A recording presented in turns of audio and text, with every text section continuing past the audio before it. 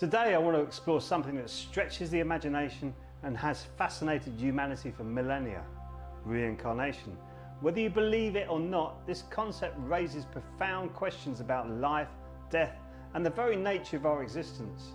And we mustn't forget, around half of the world's population believe in reincarnation. Let's dive into what reincarnation really means and how it can change the way we think about our lives. In this video we'll explore the ancient wisdom behind reincarnation, the role of karma, and how modern science is beginning to approach these mysteries. You'll discover how this belief offers hope, purpose, and an entirely new perspective on life. Are you ready to open your mind just a little bit? Even just a little bit is great. It will really help you get this. Let's get started. For thousands of years, cultures around the world, from India to ancient Egypt, have taught that the soul doesn't simply vanish after death. Instead, it's reborn, living many lives, each shaped by the law of karma, the universal principle of cause and effect. Reincarnation says that what we do in this life has a ripple effect on the next, encouraging us to live with intention.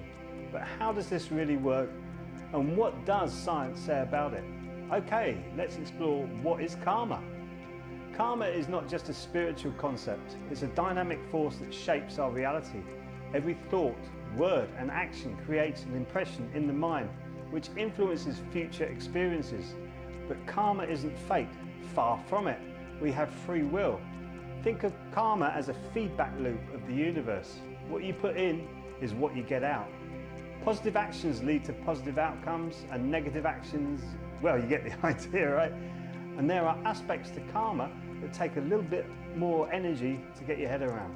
Like, too much good karma can be a bad thing. Remember, we are individual beings here to learn and grow, and we should not hinder or interfere with anybody else's growth. But that does not mean you should not use your empathy and compassion. You can see how deep this goes, right? It's like a rabbit hole. So now let's look at the cycle of reincarnation. Reincarnation is the belief that our souls don't just experience one lifetime, but many. When we pass on, our soul moves into a new body, one that reflects the karma we've accumulated over lifetimes.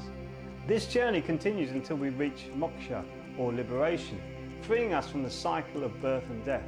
Imagine each lifetime as a chapter in a never-ending story, where the goal is spiritual growth and eventually enlightenment. In my practice of Qigong, we call this Chanwa, that is soul completion, where you've done all the inner work to heal the wounds of this life and your previous lives to stop this reincarnation process. It is said this opens up many more peaceful and profound experiences in the afterlife. Look forward to that. Having a couple of out-of-body experiences, I can say that being out of my body actually made me realise that this body is not me, and that everything that I thought was real, that is held in the body, is just experiences that will pass. It is difficult to understand, but hopefully you are getting a better understanding of this. As I said before, just keep opening your mind just this little bit, and this will really help. I also get asked this question quite a lot: why do people suffer? And it's an enormous question.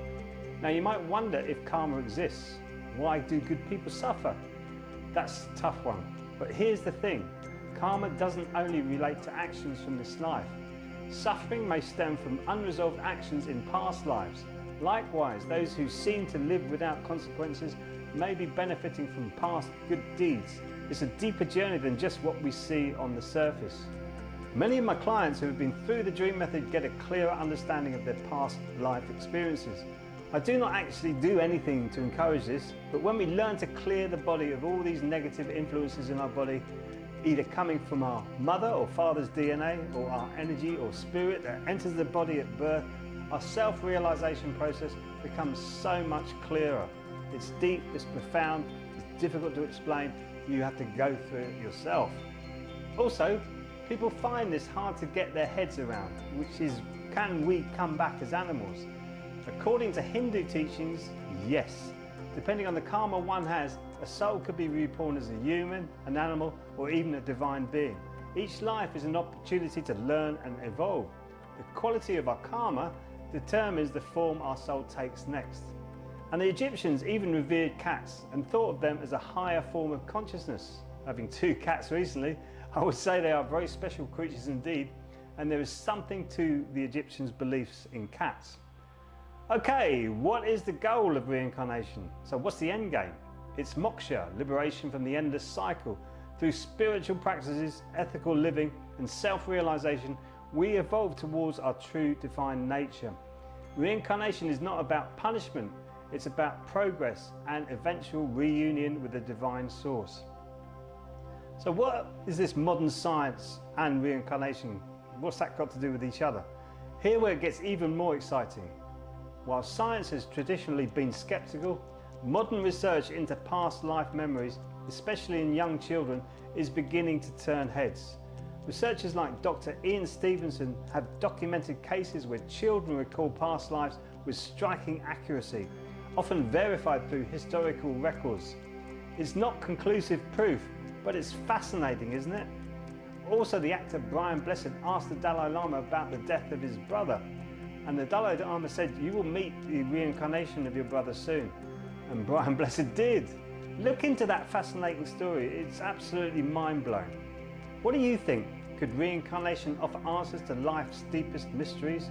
Whether you see it as a spiritual truth or an intriguing concept, it invites us to live more consciously and ethically. Explore your own thoughts on karma, cause and effect, and what you think happens after we pass from this life. If you want to dive deeper into spiritual practices that align with these teachings, I've got some incredible resources waiting for you. I have a free webinar on self-image, which is the mental picture we have about ourselves. And in this mental picture, we have all these old emotions, feelings, and even past life experiences sitting in the energy field of us. The webinar will give you the 5 steps of the Dream Method process, which will help you get closer to understanding self-realization and actually what you are capable of. Click the link below for the free webinar, and I look forward to connecting with you in the webinar. Till then, be well and keep shining.